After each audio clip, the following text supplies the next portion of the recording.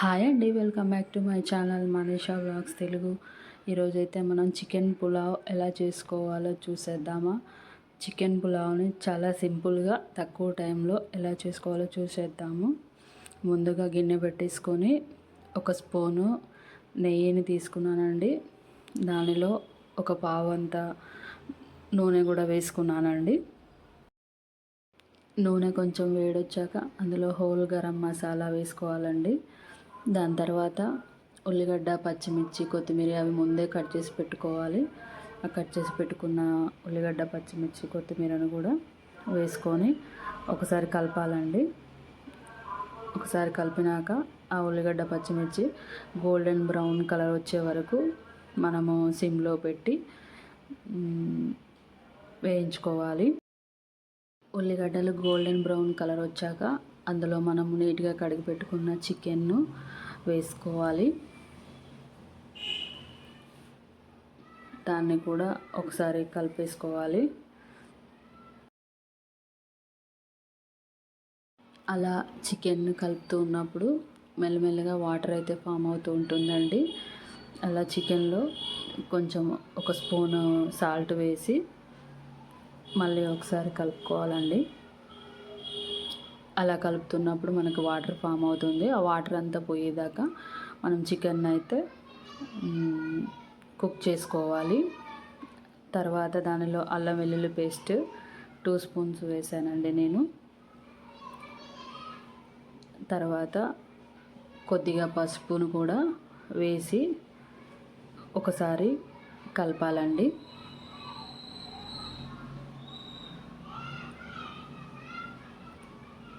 అలా ఈవెన్గా ముక్కలకు పట్టే విధంగా కలిపేసుకోవాలి మనము.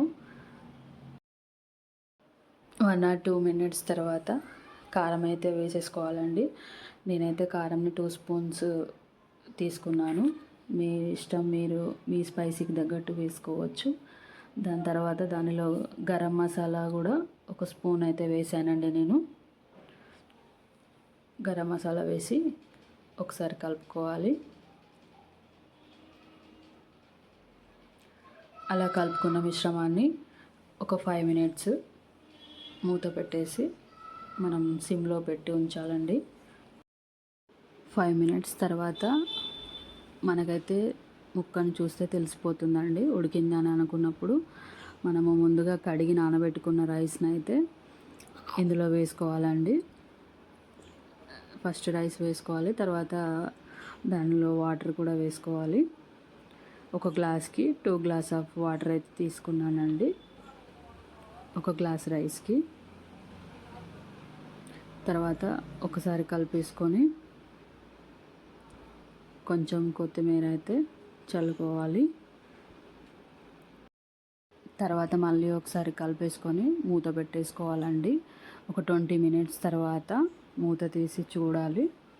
చూస్తే మనకు వీడియోలో చూపించిన విధంగా వస్తుందండి. దాన్ని ఒకసారి కలిపేసుకోవాలి.